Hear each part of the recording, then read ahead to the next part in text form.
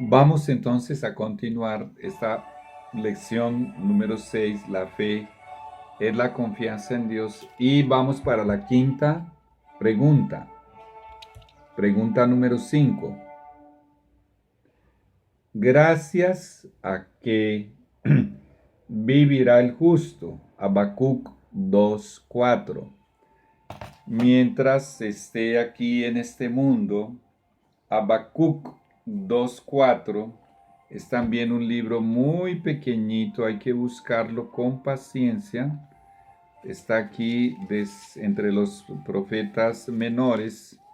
Es muy pequeñito, pero como estos libros son pequeñitos, si pasamos rápido las hojas, lo vamos a encontrar rápido. Nahum Habacuc 2:4 dice: mas el justo por su fe vivirá.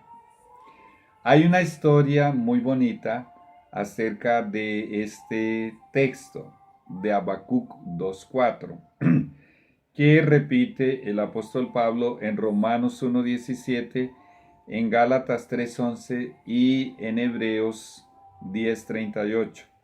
El justo por la fe vivirá.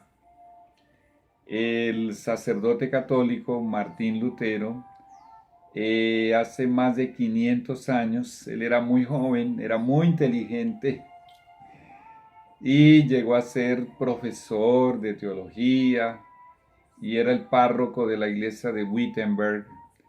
Él estaba subiendo de rodillas las gradas, unas gradas, más de 240 gradas que hay en algún lugar en Roma, pagando una penitencia en su primer visita a Roma, y escuchó fuertemente, no en sus oídos, sino aquí, detrás del hueso frontal, en el lóbulo frontal, la voz de Dios que le decía este texto: el justo por la fe vivirá. Y de allí él comenzó a estudiar y a estudiar y a estudiar la Biblia, y gracias a ese hombre, Martín Lutero, millones de personas han entendido qué es la fe y han aprendido a confiar en Dios y han aceptado a Jesús como su Salvador. Muy bien, entonces la pregunta era: ¿gracias a qué vivirá el justo? Mientras estemos en esta tierra es gracias a nuestra fe. Vamos a darle una dimensión más amplia. Confianza absoluta en Dios es lo que necesitamos mientras vivamos en este mundo de tinieblas donde Satanás reina. Vamos para la pregunta número 6.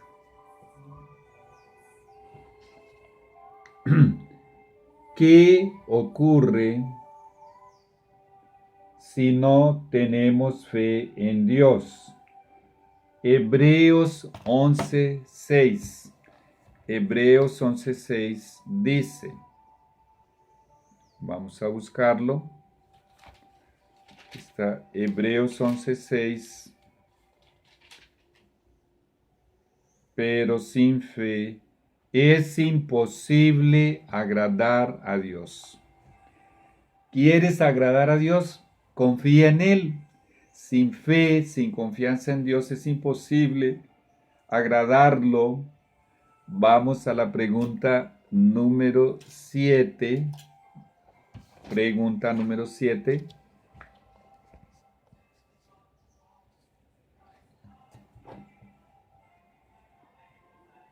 ¿Qué hará por nosotros nuestra fe en Jesús?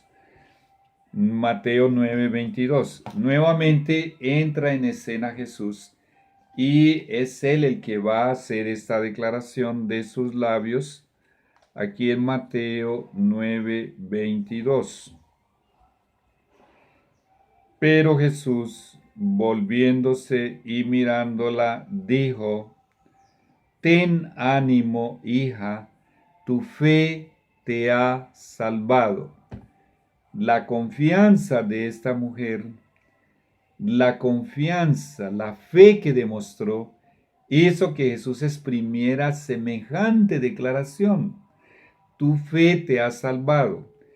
Ella tenía hacía 12 años una enfermedad aparentemente incurable, flujo de sangre, y había gastado, dice la historia, todo su dinero en médicos, y sabiendo y viendo que Jesús curaba todo tipo de enfermedad, trató de tener una entrevista con él, de llegar a su presencia, pero era tanta la muchedumbre mientras él iba caminando, por cierto, para resucitar una niña, mientras él iba caminando, era tanta la gente que ella no lograba su objetivo, y el Señor a través del Espíritu Santo le colocó en su conciencia un pensamiento: si tan solo tocare el borde de su manto, seré sana.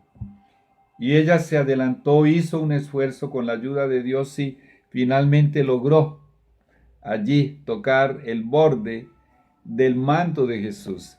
E inmediatamente su fuente se secó y se sintió sana.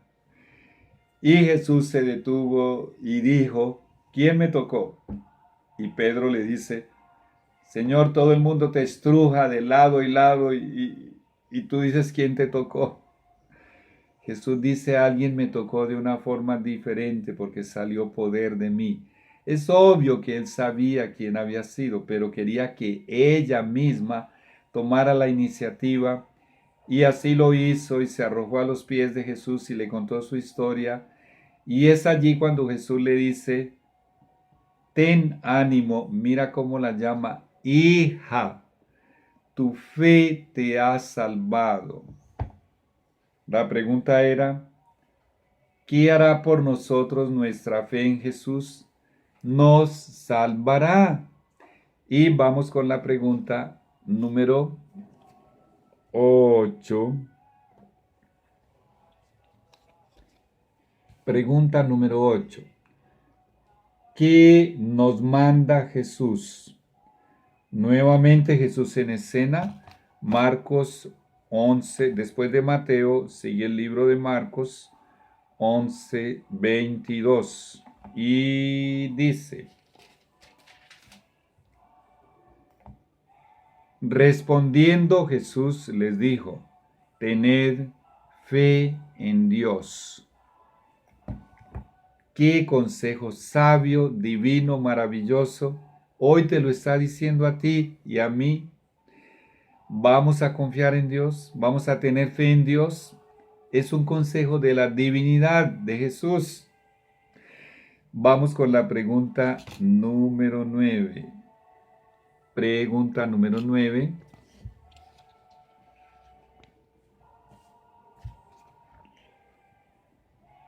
Así como los apóstoles, ¿qué debemos pedirle a Jesús? Lucas 17:5. Después de Marcos sigue Lucas. Y aquí está el capítulo 17, versículo 5. Dijeron los apóstoles al Señor Jesús: aumentanos la fe. Bueno, que ese sea tu pedido y es el mío. Aumentanos la fe. ¡Qué maravilla! Muy bien. Y vamos para la pregunta número 10. Pregunta número 10. ¿Cuál es la victoria que vence el mundo? En Primera de Juan 5:4 hay algo que la Biblia llama la victoria que vence el mundo. Vamos a entender algo. En primer lugar, porque el mundo nos bombardea con todo tipo de cosas mundanas, cosas pecaminosas, cosas que aparentemente pueden ser inocentes, pero que deshonran a Dios. Además de toda la mundanalidad y la pecaminosidad que hay. Y mientras estemos en este mundo, tenemos que batallar contra eso. Bueno, ya vendrá una de las lecciones, la victoria sobre la tentación y el pecado. Pero específicamente, dice la Biblia en 1 de Juan 5:4, Pero todo lo que es nacido de Dios, todo aquel que ha nacido de Dios, ya veremos la lección acerca del segundo nacimiento, el nacer de Dios. Dice aquí que si alguien nació de Dios, vence al mundo. Pero dice cómo. Y esta es la victoria que ha vencido al mundo, nuestra fe. La Biblia es la que lo dice, la palabra de Dios, es Dios diciéndote que hay una forma de vencer el mundo y la mundanalidad, y eso es confiar ciegamente en Dios. Muy bien, vamos para la pregunta número 11. ¿Qué es la fe? Bíblicamente hablando, la definición de fe dice de la siguiente manera en Hebreos 11:1. Es pues la fe la certeza de lo que se espera, la convicción de lo que no se ve. ¿Qué es lo que esperamos? Cada día cuando nos levantamos y doblamos nuestras rodillas y pedimos un bautismo diario del Espíritu Santo. Que el Señor esté con nosotros todo ese día, nos proteja de todo mal y de todo peligro, y vamos a vivir ese día confiando en Dios, esperando que el Señor, acontezca lo que acontezca, lo permitirá, porque la voluntad de Dios y lo que Él permite es lo mejor para nosotros. Pero al final de todo ese proceso de días y días viviendo así, con una fe ciega en Dios, ¿de qué es algo que tenemos los cristianos absoluta certeza que estamos esperando? La vida eterna. ¿Cuándo la tendremos? Cuando Jesús regrese. Él resucitará a los muertos justos, y si tú y yo estamos vivos, nos transformará en cuerpos incorruptibles. Nuestros cuerpos serán inmortales e incorruptibles, de juventud y belleza eterna. Yo tengo absoluta certeza de que esa promesa Jesús la cumplirá. Dice aquí que la fe es la certeza de lo que se espera. Eso es lo que los hijos de Dios estamos esperando. Y hay una segunda parte en la definición de fe. Fe es la convicción de lo que no se ve. Ahora parece que está muy difícil. Estar convencido de algo que no se ve. Imagínate una cosa así. Entre las cosas que vienen a mi mente, que tú no puedes ver y que yo no puedo ver, tenemos aquí presente, hay por lo menos un ángel que me protege, que me cuida allí donde tú estás. Y si estás con varias personas, hay más de un ángel, además del ángel tuyo. No lo podemos ver, pero yo estoy convencido de que ese ángel está aquí presente. No puedo ver al Padre, no puedo ver al Espíritu Santo, no puedo ver a Jesús. Pero hay una convicción y hay una presencia en mi mente de ellos constantemente en mi corazón, en mi alma, en mi lóbulo frontal, en mi mente. Es pues la fe, la certeza, la seguridad absoluta de lo que se espera. Esperamos que Dios cumpla más de 2000 promesas que ha hecho en la Biblia, incluyendo la vida eterna, y la convicción, estar convencidos de lo que no vemos. Y no podemos ver los ángeles, no podemos ver a Jesús, no podemos ver al Espíritu Santo, pero llega un momento en que estamos completamente convencidos, hay convicción absoluta de que ellos están ahí. Jesús dijo cuando iba ascendiendo ya al cielo, después de su resurrección, pasaron 40 días, y en el día 40, mientras iba ascendiendo, dijo a oídos de los 11 discípulos, Judas se había ahorcado: He aquí yo estoy con vosotros todos los días hasta el fin. Créelo. Jesús cumple lo que promete. Pregunta número 12. ¿Qué ocurre con mi fe si no está apoyada, o sea, respaldada, asesorada con buenas obras? Santiago 2, 14 al 18. ¿Qué crees tú? Vamos a entender este tema. En realidad es muchísimo lo que abarca, pero vamos al punto. Hermanos míos, dice Santiago, ¿de qué aprovechará si alguno dice que tiene fe, el tema que estamos estudiando, y no tiene obras? Obviamente está hablando de buenas obras, eso es tácito. ¿Podrá la fe salvarle? Él quiere decir la fe sin las buenas obras. Y él va a tantos ejemplos que podemos citar. Vamos a citar un ejemplo que él da. Y si un hermano o una hermana están desnudos y tienen necesidad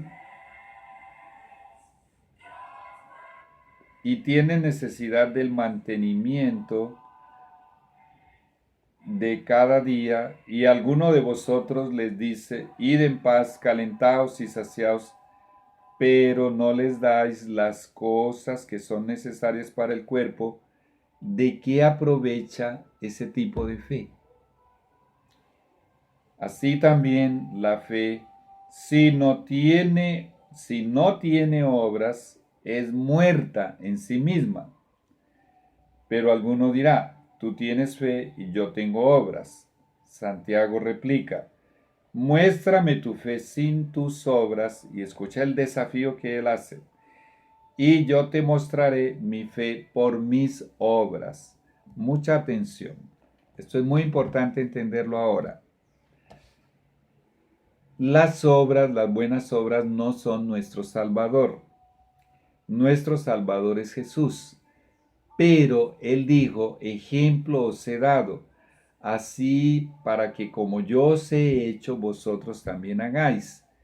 ¿A qué se dedicó Jesús toda su vida? Él desarrolló algo que se llama el ministerio de la bondad. Todo lo que hizo fue y fueron bienes, bondad. Le hizo el bien a todos los que pudo. Es eso lo que está tácito, está implícito aquí. Si yo acepté a Jesús como mi Salvador, y puedo exclamar Gálatas 2:20, ya no vivo yo, mas Cristo vive en mí, estoy diciendo, el espíritu de amor, de bondad, de compasión, de generosidad, abrir las manos y compartir lo que tenemos. ¿Quieres entender mejor esto? Lee Mateo 25, 31 al 46 y el capítulo 58 de Isaías. Si realmente yo tengo a Jesús en mi corazón, voy a ser generoso con mi prójimo necesitado. Si hay alguien demasiado pobre que no pueda compartir algo en material, y esto es un poco difícil porque los mejores dadores que yo he conocido de 1980 para acá son los que menos tienen, son los más generosos porque dan de lo poquito que tienen, no de lo que les sobra en la mayoría de los casos. Bueno, y si alguien no tiene así cosas materiales, oportunidad de ayudar materialmente como quisiera, hay mucha gente desconsolada que quiere y necesita consuelo, desesperanzados que necesitan esperanza, discriminados que necesitan simpatía, muertos espiritualmente, dice la Biblia, Efesios 2, 1 y 5, que necesitan vida, y gente perdida que necesita salvación. Y si el Salvador vive en ti, obviamente que tú serás un transmisor de consuelo, de amor, de esperanza, de vida, de salvación. Además de todo eso, en conclusión, si en mi vida no se ven esos frutos, esas buenas obras, esa tal fe que yo profeso, y es un desafío de Santiago, está muerta. Vamos a la pregunta número 13. ¿Por qué cayeron los muros de Jericó? Hebreos 11:30. La parte histórica, después de que los hebreos, los judíos, pasaron 40 años en el desierto y cruzaron el Jordán, Dios les abrió el Jordán y ellos pasaron. Ellos tenían que conquistar todas las ciudades que había para habitar en ellas. Y la primera era una enorme fortaleza inexpugnable, con unas murallas que parecían imposibles de destruir. Y por la fe, el pueblo creyó en todas las instrucciones que Dios les dio y esos muros cayeron y ellos tomaron la ciudad. De hecho, es el mismo apóstol Pablo el que lo dice en estas palabras. Por la fe de los israelitas cayeron los muros de Jericó. Por la fe, por confiar en Dios, esos muros cayeron. ¿Cuáles son los muros que hay en tu vida? Drogadicción, pecados, desempleo, una enfermedad, estás enfrentando una tragedia, una desgracia. ¿Cuál es el muro que tienes que derribar? Bueno, hay alguien muy poderoso que puede derribarlo para ti. Quien derribó esos muros de Jericó fue Dios, obviamente. El Señor puede derribar cualquier muro si confías en Él. Y la última pregunta,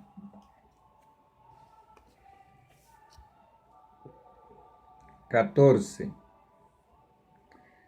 ¿Por qué Abraham, cuando fue probado, estuvo dispuesto a sacrificar a su hijo Isaac? Hebreos 11:17.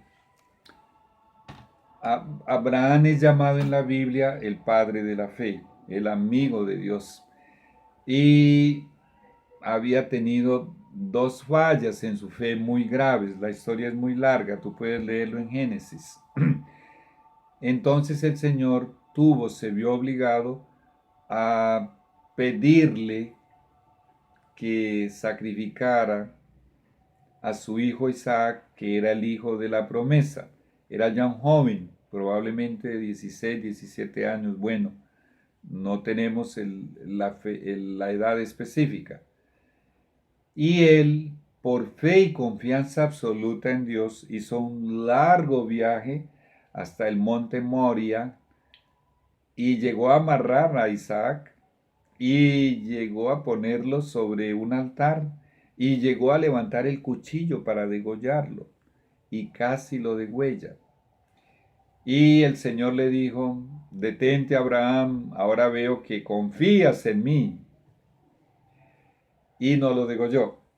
Y allí cerca el Señor con su poder había enredado de alguna manera por sus cuernos a un cordero y sacrificó ese cordero que simboliza el Cordero de Dios que quita el pecado del mundo en lugar de sacrificar a su hijo Isaac. Pero la pregunta es, ¿por qué cuando Dios lo probó, y esta fue la prueba más difícil por la cual jamás un ser humano haya pasado, por orden, instrucción específica de Dios, Dios sabe lo que hace? El apóstol nos dice aquí mismo en Hebreos 11:17, por la fe, Abraham, cuando fue probado, ofreció a Isaac. Y el que había recibido las promesas ofrecía su unigénito. Ese era el hijo de la promesa y lo ofreció, pero no llegó a degollarlo, no llegó a sacrificarlo. Muy bien, vamos a hacer es probable que Dios nunca te vaya a pedir, no, probable no, Dios nunca te va a pedir una cosa así, pero es un ejemplo bíblico. Lee todo el capítulo 11 de Hebreos que nos habla de la fe. Vamos a la pausa y ya viene el segmento, la tercera parte.